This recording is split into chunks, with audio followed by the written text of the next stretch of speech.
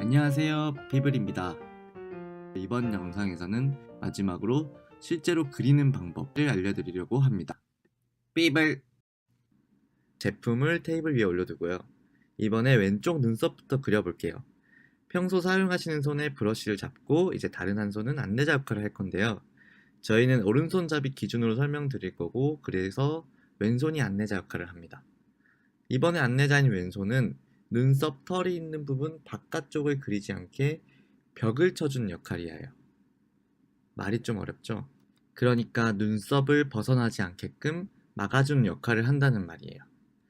이제 먼저 왼손 검지손가락으로 눈썹의 시작점을 한번 만져볼게요. 미간 왼쪽에 꺼끌꺼끌한 시작점이 느껴지시죠?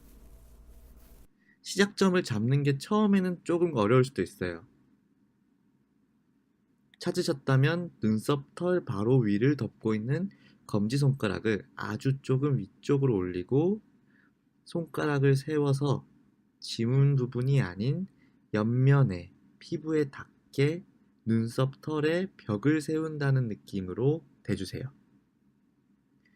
그리고 엄지손가락으로 아래쪽 벽을 세워주세요. 검지, 눈썹, 그리고 엄지가 겹쳐지지는 않지만 완전히 딱 붙어 있다는 느낌으로 눈썹의 두께감을 느껴주세요. 검지와 엄지로 눈썹의 아래 위를 햄버거 빵처럼 감싼다는 느낌으로 잡아주시면 됩니다. 이게 바로 안내자의 역할을 하고 있는 거예요. 오른손 브러쉬를 이제 시작점에 갖다 대볼게요. 브러쉬를 피부에 가까이 대주세요. 이제 왼손 안내자 이동, 다음 브러쉬 이동. 이 순서를 기억해 주시면 됩니다. 이때 브러쉬가 피부에 닿아 있다는 느낌이 중요해요. 처음에는 겁이 나서 브러쉬가 안 닿기 쉬운데 꽤나 힘있게 눌러서 그린다는 느낌을 기억하셔야 돼요. 안내자는 눈썹의 모발을 확인하고 브러쉬가 피부에 닿은 채로 아래 위로 양치질하듯이 지그재그로 천천히 그려볼게요. 지금 왼손 안내자로 아래 위를 막아놨죠? 이 막아놓은 부분은 모두 꽉 채운다는 생각으로 칠해주세요.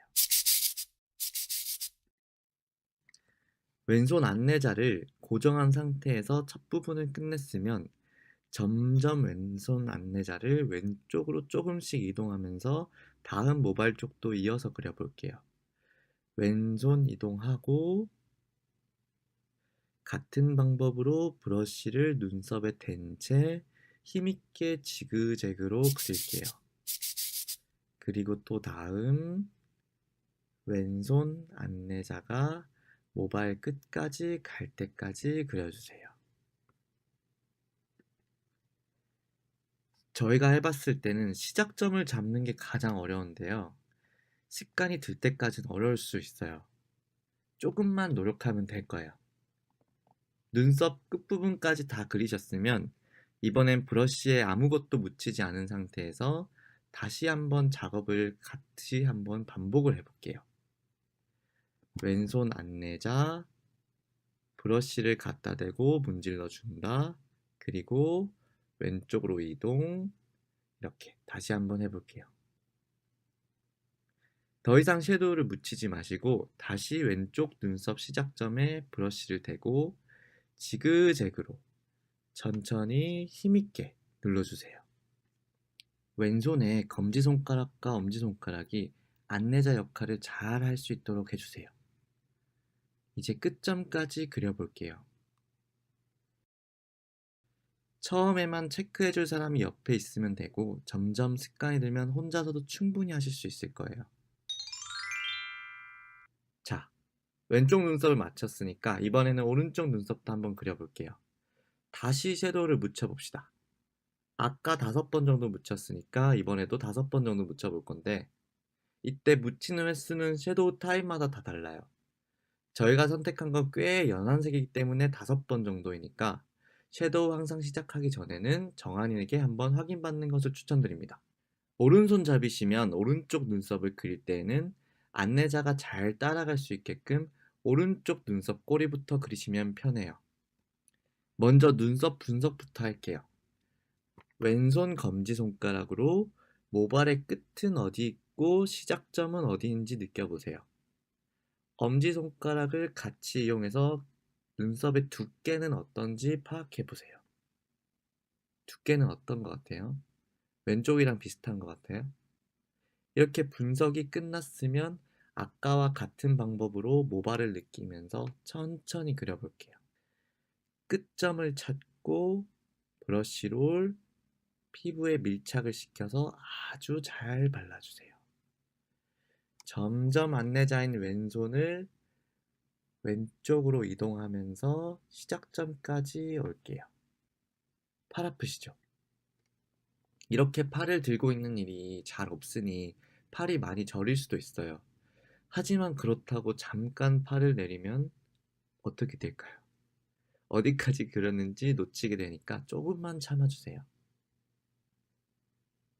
다 그렸으면 마무리를 해야겠죠. 브러쉬에 섀도우를 묻히지 않은 상태에서 지금까지 한 것을 다시 반복하는 거예요. 시작점을 잡아주시고 남아있는 양으로 다시 한번 지그재그 할게요. 이걸 하는 이유는 처음 했을 때 색깔이 골고루 묻지 않았을 수도 있기 때문이에요. 이걸 다시 한번 반복하시면 좀 더 균일하게 펴바를 쓸 수 있을 거예요. 이때도 왼손이 잘 도와주셔야 돼요. 한 번 더 반복하셨으면 이제 완성입니다. 혹시나 벗어난 부분을 손으로 쓸어주시면 더 좋아요. 무슨 말이냐면 눈썹 모발 부분에 우리가 방금 칠했으니까 모발 바로 위아래 부분을 손으로 한번 닦아주시면 됩니다. 혹시 벗어난 부분이 있을 수 있으니까요. 네, 화장이 이렇게 끝났는데요. 마지막으로 옆에 계신 정한인 분께 체크를 부탁하고 어떤 부분이 부족한지, 어떤 부분이 또 잘 됐는지 피드백을 받으시면 됩니다.